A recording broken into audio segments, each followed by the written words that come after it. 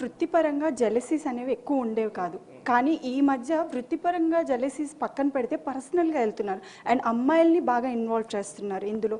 So దీనిపైన మీకు పైన కేస్ కూడా పెట్టినట్టు రీసెంట్‌గా ఒక న్యూస్ వచ్చింది. దానిపైన మీరేం స్పందిస్తారు?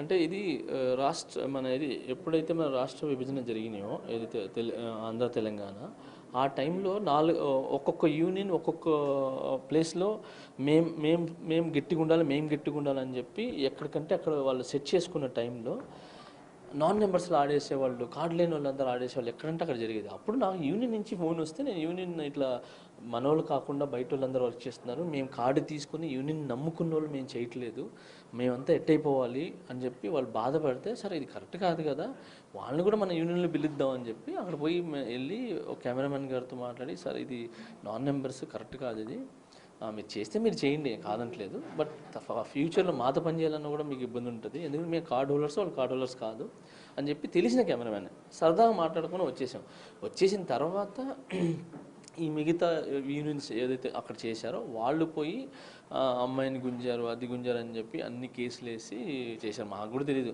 నేను జస్ట్ ఆ సిఐ కూడా పిలిచారు, అని కూర్చోబెట్టారు, మాస్టర్ మీ సాంగ్స్ బాగుంటాయి, మీ ఇది బాగుంటుంది, మీ డీలో ఇలా బాగుంటారు, మీరు ఇలా చేస్తారన్నారు. అవునా అని బిర్యానీ తెచ్చాడు, బిర్యానీ తెచ్చి తిన్నాను, తిన్న తర్వాత టీవీ పెట్టి చూసాము. దాని తర్వాత కట్ చేస్తే, సార్ మీరు అరెస్ట్, సార్ మీరు జైలుకి వెళ్ళాలి అన్నాడు. నాకే అర్థం కాల. నాతో పాటు మిగతా మాస్టర్లు 6 మాస్టర్లు ఉన్నారు, పాపం చాలా బాధ వేసింది. అంటే అది వాంటెడ్లీ చేశారని అనుకుంటారా? అనవసరమైన తప్పు. సరే నేను అమ్మాయిల గురించి నాకు ఎక్కడ అదే కాలేజ్లో సీసీ కెమెరాస్ ఉండాలి, ఎక్కడున్నాయి?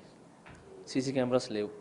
ఓకే, ఎవరిని తిట్టినట్టు కానీ అరిచినట్టు కానీ నాకు ఏ ప్రూఫ్స్ ఉందని చెప్పండి, ఒక్క ప్రూఫ్ చూపించమని చెప్పండి, నాకు ప్రూఫ్ చూపించి ఏమైనా చేసుకోమని చెప్పండి. సో ఏ ప్రూఫ్స్ లేవు.